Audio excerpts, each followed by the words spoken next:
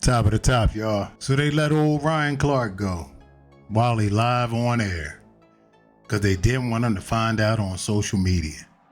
Wow. You could kind of see this coming. You just didn't know when.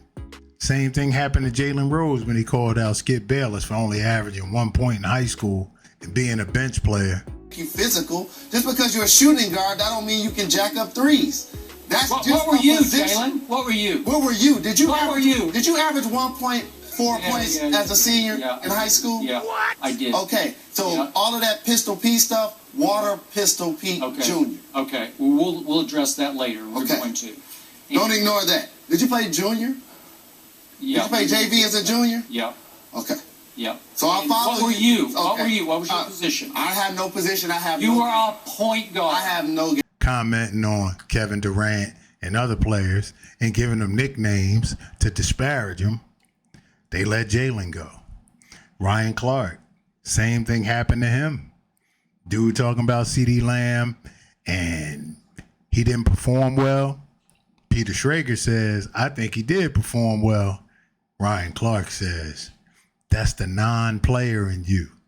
This morning, are you feeling, okay, you look at A.J. Brown, which is this number one wide receiver who got one target all night, and then you got CeeDee Lamb. But that's the when was the one target? That's the target, but though. I'm saying, when was the one target? I'm saying you could have it both ways. 54 seconds left in the game on 2nd and 11. It was the one target. He runs the out route. You wake up this morning saying A.J. Brown had a better day than CeeDee Lamb?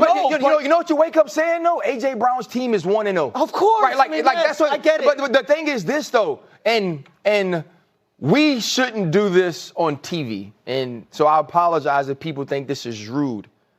That's the non-player. Oh, stop. CeeDee Lamb is let me tell you why. I'm not looking at fantasy football. Ryan, I'm not. Don't belittle me like that. I could come in and say, as 3X players are saying one thing and give an alternative perspective that maybe CeeDee Lamb did play well. And Peter, what I need for you to do is not get mad and let me finish for one. Okay, go on. It wasn't about you. It was going to be about me. Okay. As a player, I can't speak for CeeDee Lamb. I'm speaking for. So when you call them people out, it's just a matter of time before they come for your neck. You know what I mean?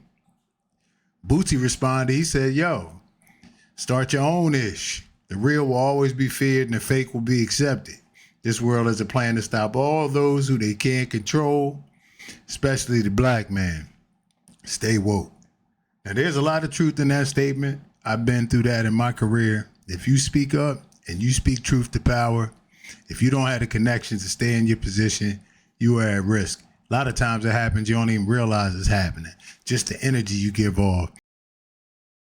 All right, it's time to talk about this Ryan Clark firing. I'm going to keep it real with y'all. Number one, objectively, he's a good analyst. Why? He's brought NFL Live 2 Emmy Awards, of which they had never won before, and they likely will not win after. So I understand that fans, more than anything, we value y'all's opinions. We make the shows for y'all. But regardless of whether you think he's great or you think he's terrible, objectively speaking, he got the accolades to prove his greatness. With that being said, firing a man during his show that he's helped bring an Emmy Award is wild. I got a story for y'all. I'm going to hold that for the next 10 seconds. Wild. Why did they say they did it? Because they didn't want him to find out on social media. So you fire him during a show and pull him during the last 10 minutes of the segment? I digress. Story time. Last year when I got fired, if you work long enough at a job, you're going to get fired. Last year when I got fired, they had us find out on social media. We found out on social media. More often than not, executives are cowards. Former athletes, we're used to tough information. Just tell it to us. We done been cut before, broken bones before, had surgeries before. Ryan Clark notably couldn't play a game in like Denver, Colorado because he had a disease, I think an autoimmune something. Like, bruh, we're used to tough things. Just tell us. With that being said, note for anybody that wants to get into sports television. Start to create your own show so you can't be fired. Incubate yourself from being fired from an executive. Because here's the most fascinating dichotomy of everything. Once you get good, you will become so good that you become too expensive to afford. And networks can only afford so many great talent. McAfee, Stephen A. Smith, to some degree Greenberg, they're getting the big money for doing daily shows on ESPN. I'm not talking about the Sunday shows. Those game day shows, anything tethered around live events, way too much money. Everybody got money on those shows.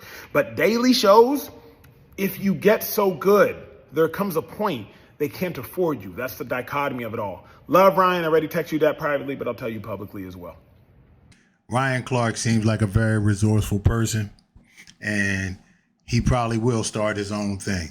I think he already has a YouTube channel. I wouldn't be surprised if he gets signed by another conglomerate, whether it be Underdog, whether it be Prize Picks, somebody's going to go ahead and put some money behind him because he does move the needle and he's a controversial figure. So he's going to get the clicks and the views. So that whole gambling crowd, they might take to Ryan. You know what I mean? He a little edgy with it. So let me know what y'all think in the comments though. Appreciate y'all tuning in. Till next time, we out.